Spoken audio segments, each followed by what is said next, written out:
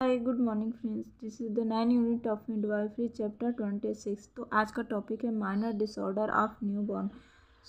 बच्चा जब जन्म लेता है तो उसके बाद उसको कुछ कुछ बीमारियां स्टार्टिंग से ही होने लगती है। अगर हम उसका ध्यान नहीं रख पाते हैं तो आगे चल के ये बहुत ज़्यादा सीरियस भी हो सकता है। तो जो बेबी है उसके मतलब अगर वो बाहर के वातावरण में अगर वो एडजस्ट नहीं कर पाता है और उसका जो इम्यून पावर है वो वीक होने लगता है तो उसमें माइनर और मेजर जो डिसऑर्डर्स हैं वो आने लगती हैं। ठीक है। और जो कुछ बीमारियां हैं जो कि मैं आपको बता देती हूँ, जिससे कि आप अपने बेबी का केयर अच्छे से कर पाएंगे। तो पहला है एप्थोलमिया निम्नेट्रम, और दूसरा है आपका एम्ब्लाइकल इन्फेक्शन, और तीसरा है आपका ओरल थ्रस या मोनोलाइसिस भी कह सकते हैं इसको, और चौथा है आपका टेटनस टेटनोए, और आपका पांचवा है एक्सेसिंग क्राई इन यूनिट्स, और आपका छठा है पायोडर्मा और स्किन इन्फेक्शन, और आपका सातवां है वॉमिटिंग, और आठवां है आपका कॉन्स्टिपेशन है, और 9 है आपका एब्डोमिनल डिस्टेशन, और 10वां है आपका पेन इन इन्फेंट। तो सबसे पहले इन बीमारियों के बारे में हम जानते हैं कि ये होता क्या है। ठीक है। और अगर आप अच्छे से इसकी जानकारी रखेंगे तभी तो अपनी बेबी का आप अच्छे से केयर कर पाएंगे। तो ऑप्थेल्मिया न्यूनेट्रम की बात करें तो इसे न्यूनेट्रल कॉन्जक्टिवाइटिस भी कहते हैं।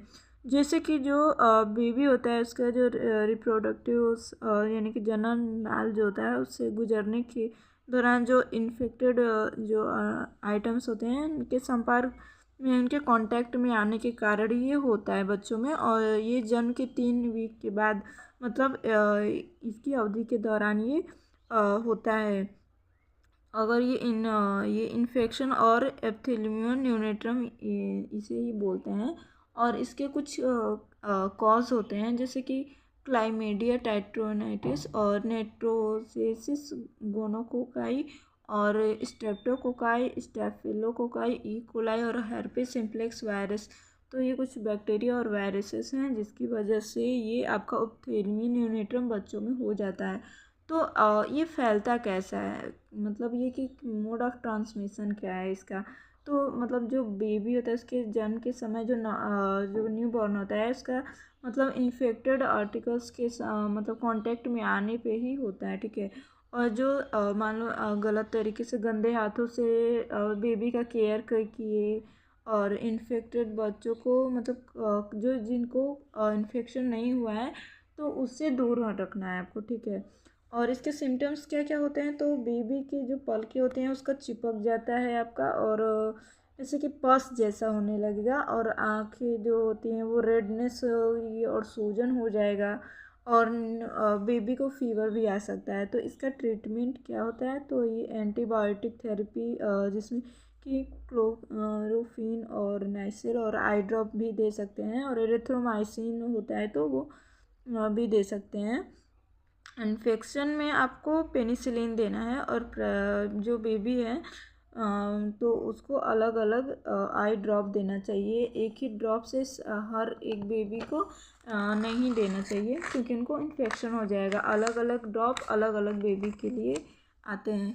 तो केयर कैसे कर सकते हैं बेबी की आँखों का, तो आँखों को नॉर्मल सेलाइन वाटर जो होता है उससे भीगे हुए कॉटन स्वेब से धीरे धीरे और सावधानी से साफ करना है। ठीक है। और आँखों को हमेशा इंटरनल कैंथस से आउटर कैंथस की ओर साफ करना चाहिए। और जो प्रत्येक आइस होती हैं उसको अलग अलग कॉटन स्वेब का यूज़ करना चाहिए, मतलब एक ही कॉटन से नहीं करना चाहिए। और इसका प्रिवेंटिव मेजर के बारे में जान लेते हैं। तो during labour process sterile technique का यूज़ करना है। ठीक है। और मदर को गोनोकोकल और इन्फेक्शन से बचाना है, और जो आपका इन्फेक्टेड बेबी है उनको अन्य बेबी से अलग रखना है और पर्सनल हाइजीन बनाए रखना है। ठीक है। अम्ब्लाइकल इन्फेक्शन क्या होता है, तो अम्ब्लाइकल कॉर्ड की पर्याप्त देखभाल नहीं होने के कारण इससे अम्ब्लाइकल इन्फेक्शन हो जाता है। ठीक है। अब इसके बाद कॉज की बात करें तो ये लेबर रूम का मतलब गंदा होना, और अम्लाइकल कॉर्ड को कट करने वाले मतलब कट करने से भी होता है, और इंस्ट्रूमेंट का मतलब अच्छे से सफाई नहीं होना या गलत तरीके से काटना, और अम्लाइकल कैथेटराइजेशन से भी हो जाता है। और मतलब इन्फेक्टेड हैंड के द्वारा भी अम्बिलिकल कॉर्ड की देखभाल करना। और स्टेफ्लोकोकाई और इकोलाई कुछ बैक्टीरिया वायरस हैं जिनकी वजह से भी ये हो जाता है। और सिम्टम्स क्या होते हैं, तो अम्बिलिकल और उसके आसपास के जो भी एरिया होते हैं उसमें सूजन आ जाएगा, आपका रेडनेस हो जाएगा, अम्बिलिकल कॉर्ड में फॉल स्मेलिंग आएगा और अम्बिलिकल कॉर्ड को देर से मतलब झड़ेगा वो, और फीवर भी आ सकता है बेबी को। और ट्रीटमेंट क्या होगा, अम्बिलिकल कॉर्ड से निकले पस को एग्जामिन के लिए लैब में भेजेंगे और एंटीबायोटिक पाउडर को न्यूमोसाइन और बैक्टीरिया का यूज़ करेंगे, ठीक है। और प्रिवेंटिव मेज़र इसका है, हम लोग अम्बिलिकल कॉर्ड की कटिंग के लिए स्टेराइल टेक्निक का यूज़ करेंगे और अम्बिलिकल कॉर्ड की नियमित रूप से मतलब सफाई करना चाहिए और ऑब्जर्वेशन में रखना चाहिए। और वो उनको स्टम्प मतलब सूखा रखना चाहिए, ठीक है।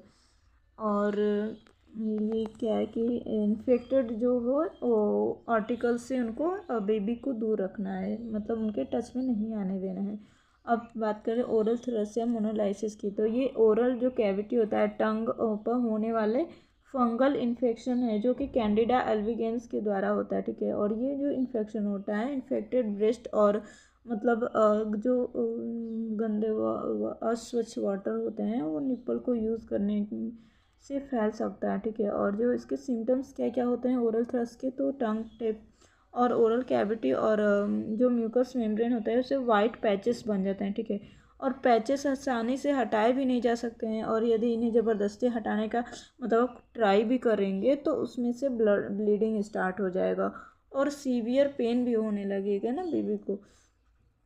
तो इसे आराम से धीरे धीरे करना चाहिए। और ट्रीटमेंट क्या करते हैं, तो जेंटाइन वॉयलेट का 0.5% मतलब जो जेली विलियन होता है के बाद ओरल कैविटी पे लगाना है। और क्लेट्रोनाइजोल और नाइसेट लोशन का यूज़ करना है और कॉटन स्वैब की सहायता से ओरल कैविटी के दौरान मेम्ब्रेन्स पर 4 से 5 दिनों तक दिन में लगाना चाहिए, ठीक है। और प्रिवेंटिव मेजर इसके हो सकते हैं कि मदर को जब फंगल इन्फेक्शन की मतलब उसकी रोकथाम पे ज़्यादा ध्यान देना है और ब्रेस्ट फीडिंग के दौरान मतलब अच्छे से उसको मतलब साफ रखना है ब्रेस्ट को। और यदि शिशु जो है जो बेबी है उसको बॉटल या चम्मच से आप दूध पिला रहे हो तो उसको भी साफ़ सफाई बहुत ज़्यादा ज़रूरी है। ये नहीं कि एक बार दूध पिला दिए फिर बर्तन ऐसे ही गंदा रहे, इसमें बैक्टीरिया बहुत सारे पनपने लगते हैं, तो साफ़ सफाई का ज़्यादा ध्यान रखना है। और आपका नेक्स्ट है टेटनस। ये क्या होता है, तो ये क्लोस्ट्राडियम टेटनाई और बेसिलाई द्वारा मतलब फैलता है। और ये जो सामान्यतः जो अम्बिलिकल की कटिंग तथा देखभाल के द्वारा ही मतलब नॉन स्टेराइल जो इंस्ट्रूमेंट होता है और ड्रेसिंग जो होता है उनकी यूज़ करने से ही मतलब बॉडी में आपका अंदर जाता है। इसके फीचर क्या क्या हैं, इसके जो मतलब कैसे ये फैलता है, इसके लक्षण मतलब जो होते हैं कि बेबी के बर्थ के बाद 5 से 10 दिन के अंदर पाए जाते हैं। और जो न्यूबॉर्न होता है वो अधिक रोता है, ठीक है। और फीडिंग लेने से मतलब मना करेगा और उसको लॉक जॉ होगा और प्राइस फिक्स्ड स्माइल फेस जैसा उसको मतलब आपको दिखेगा उसके फेस पे, ठीक है। और जो सांस के मार्ग हैं उसकी जो मसल्स हैं उसमें ऐंठन हो जाने के कारण उसको एपनिया या साइनोसिस भी हो सकता है, तो इसका ट्रीटमेंट भी है। तो ट्रीटमेंट ये है कि बेबी की देखभाल को मतलब शांत कमरे में करना है, मतलब एक जगह कहीं पे जहाँ पे भीड़ भाड़ ना हो। और आयरन इंजेक्शन नहीं लगाना है बेबी को। और बेबी के लिए सेडेटिव ड्रग्स का यूज़ करना है और स्पाज्म को रोकने के लिए मसल्स रिलैक्सेशन देना चाहिए और एंटीपायरेटिक जैसे पेरिसिलिन और सिफेलोस्पेरिन देना है और न्यूट्रिएंट लेवल को बनाए रखना है, ठीक है। और आईवी लाइन को मतलब आईवी देना है उनको और ओरल फीडिंग देना है। और 3 और 4 दिन के बाद जो एनजी ट्यूब की सहायता से मतलब मिल्क फीडिंग स्टार्ट कर देनी है, ठीक है। और 3 से 4 दिनों के बाद मतलब वही मिल्क फीडिंग को ही देना है। और प्रिवेंटिव इसके मेजर्स क्या होते हैं, तो जो सारी जो प्रेग्नेंट फीमेल होती हैं उनको ड्यूरिंग प्रेगनेंसी 1 महीने के अंतराल पर टीटी के 2 टीके लगाए जाने हैं। और ड्यूरिंग डिलीवरी मतलब 5 टेक्निक का यूज़ करना है, जैसे कि क्लीन हैंड्स हो गए, clean surface, clean cord care, clean blade और क्लीन जेनाइटल ट्रैक्ट, ठीक है। और according to WHO clean cover and clean towel, शिशु के मतलब चोट लगने पर उसकी उचित देखभाल करनी चाहिए और नाभि नाल को स्टम्प को मतलब सूखा रखना है, ठीक है। इसे नियमित रूप से स्प्रिट से साफ़ करना, स्प्रिट से ही साफ़ करना है। और इन्फेक्शन मतलब जो हुए बेबी को वो जिनको हुआ है तो उनको अलग अलग मतलब बच्चों से दूर रखना है जिनको भी इन्फेक्शन हुआ है, ताकि इन्फेक्शन फैल ना पाए।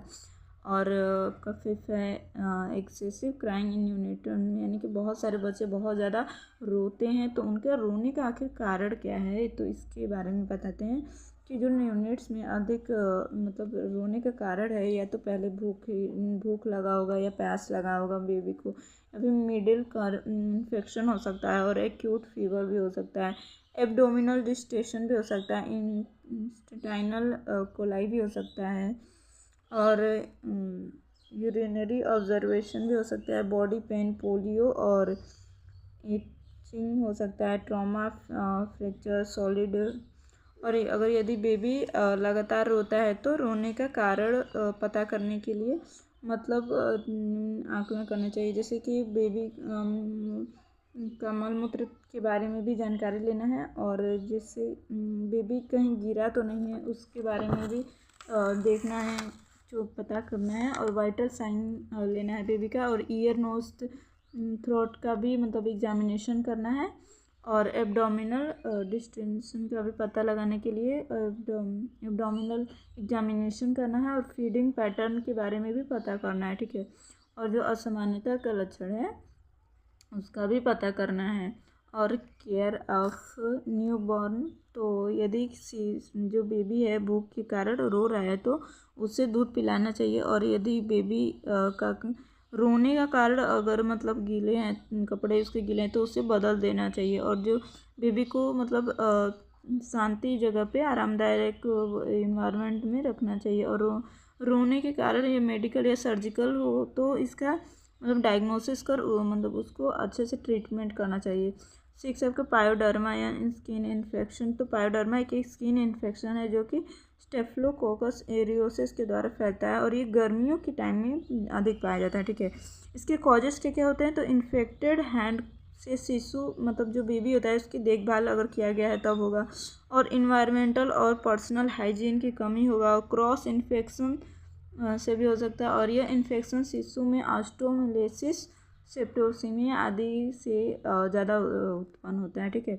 और ट्रीटमेंट क्या है कि स्किन रैप्चर और छोटे छोटे दाने पंचर के रूप में इनमें पस के रूप में बाहर आते हैं, ठीक है। उसको हेक्सोक्लोरोक्विन तथा साफ करना चाहिए। और इसको संक्रमण अधिक फैल जाता है तो ओरल एरिथ्रोमाइसिन देना है, और मतलब जटिलता युक्त मामलों में IV मार्ग द्वारा भी एंटीबायोटिक देना है। और इसका प्रिवेंटिव मेजर क्या है कि इन्फेक्टेड बेबीज़ को अन्य बेबी से अलग रखना है, और डिलीवरी के दौरान डीप बेबी बाथ को भी टालना है, और व्यक्तिगत स्वच्छता का ध्यान रखना है। वैसे भी दौरान मतलब जो इन्फेक्टेड स्टेराइल टेक्निक का यूज़ करना है, और इन्फेक्शन होने से ग्रसित जो भी लोग हैं उनमें शिशु के मतलब बेबी के संपर्क में आने से रोकना है, और बेबी को मतलब स्वच्छ हाथों से ही उनको मतलब लेना है, यानी कि हाथ धो के ही बेबी को मतलब गोद में उठा सकते हैं।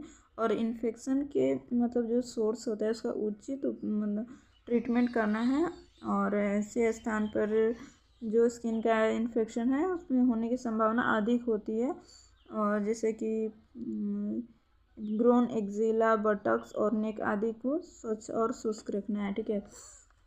और आपका वॉमिटिंग बेबी को हो तो उसमें क्या करना चाहिए, अगर अत्यधिक वॉमिटिंग हो रहा है तो इसमें कि जो के डाइजेस्टिव उसका है। अमाशय में मतलब जो स्थित अपचित मतलब खाद्य पदार्थ यानी कि बेबी का अच्छे से खाने का नहीं पचना और उसका तेज़ी से बाहर आने की ओर निकलना, यही वॉमिटिंग कहलाता है साफ शब्दों में बोला जाए तो।